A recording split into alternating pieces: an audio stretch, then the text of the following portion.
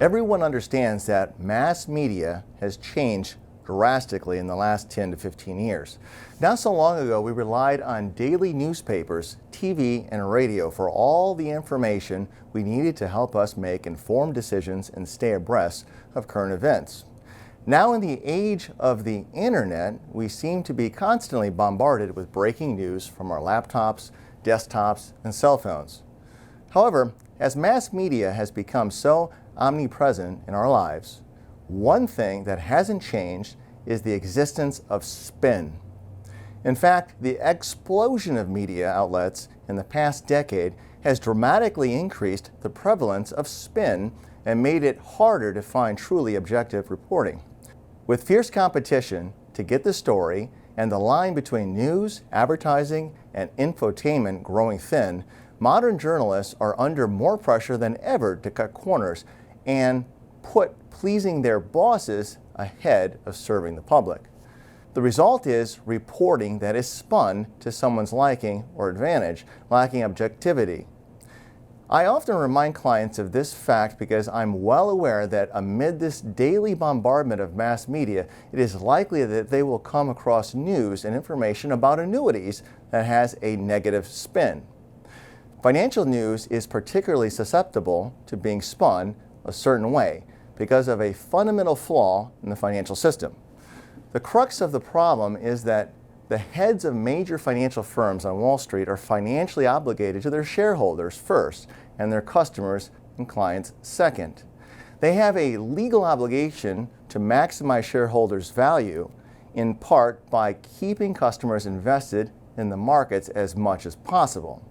People are more likely to invest and stay invested when they're optimistic about the markets. Thus, Wall Street CEOs and the people who work for them have an inherent need to sell optimism and speak optimistically about the markets regardless of economic realities or how the markets might really be trending. Now, keep in mind, there are two sides to every coin.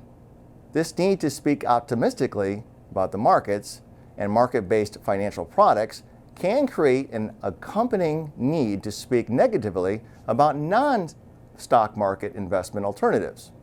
I explain to clients that there are basically three types of institutions vying for an investor's money. The first type includes brokerage houses and mutual funds, which are both based in the stock market. The second is insurance companies, and the third is banks.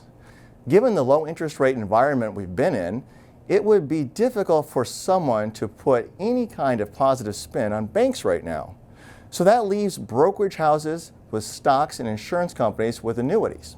If a Wall Street source is inherently obligated to put a positive spin on the former, what kind of spin are they likely to put on the later? Why does the media, which is supposed to be objective, dutifully serve this pro-stock, anti-annuity spin to the public? One reason, as I said at the start, is that today's competitive 24/7 media makes lazy, subjective reporting more pervasive than ever. The reality is that most articles written on financial topics and in financial publications aren't written by financial advisors or money managers. They're contributed by professional writers and sometimes not so professional writers. Even if a writer is a true pro, he or she is not likely to have one particular area of specialization. Their resume may include everything from athlete interviews for Sports Illustrated to travel articles for National Geographic. Let's say this month, however, the writer is doing a feature on annuities for a top financial magazine. Of course, not being a specialist, they have to write the story with the help of a lot of outside research. Now, they could do basic research on their own, or they could turn to a more convenient source.